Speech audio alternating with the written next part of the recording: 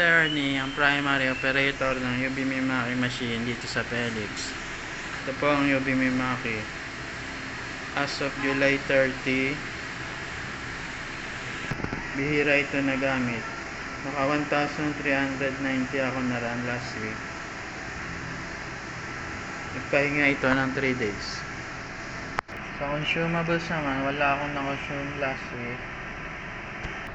Dito naman ang in-use supplies namin. Nasa mismong machine lang. Maayos naman po. Dito naman ang stock at unused ink. Good for 6 months po. Kompleto ako sa lahat ng kulay. Inventory report, updated naman po as at kahapon. Ito naman na printer head area. Malinis naman po. Ito naman po yung cupping. Tuyo naman po yung gilid niyan. At dito naman ang head clean.